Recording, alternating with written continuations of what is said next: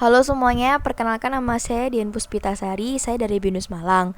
Pada kesempatan kali ini, saya ingin menjelaskan sedikit tentang the importance of communicating ideas effectively. Nah, seperti yang kita tahu bahwa ide itu ada di mana-mana, bisa muncul kapan saja.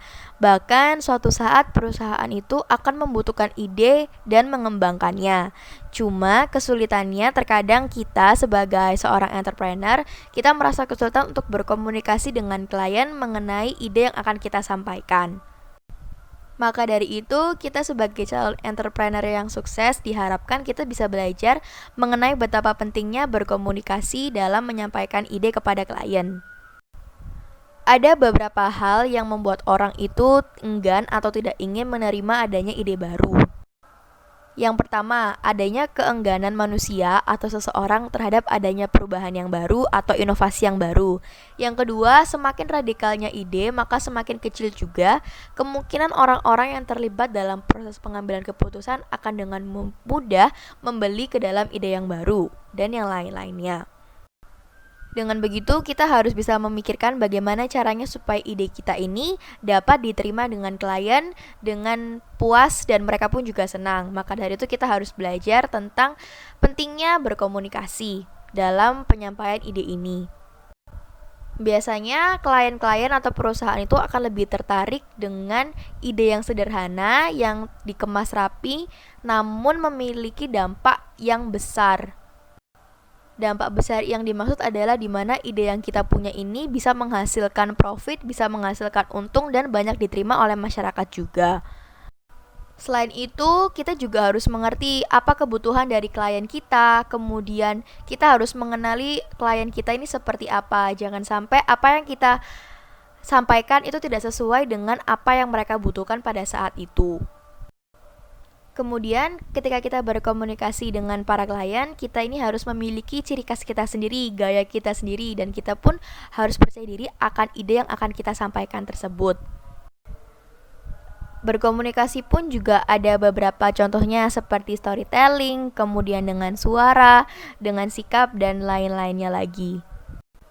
Selain itu juga, ketika kita sedang mengembangkan suatu ide, kita juga memerlukan reaksi dan interaksi dari para konsumen untuk dimasukkan ke dalam ide-ide kita yang selanjutnya, supaya ide yang kita punya ini bisa banyak diterima oleh masyarakat luas. Lalu berhubungan dengan pengimplementasian bisnis saya sendiri akan membangun sebuah bisnis yang berhubungan dengan kuliner. Maka dari itu saya perlu tahu bagaimana respon dari para calon konsumen dan tentunya juga dari para calon investor.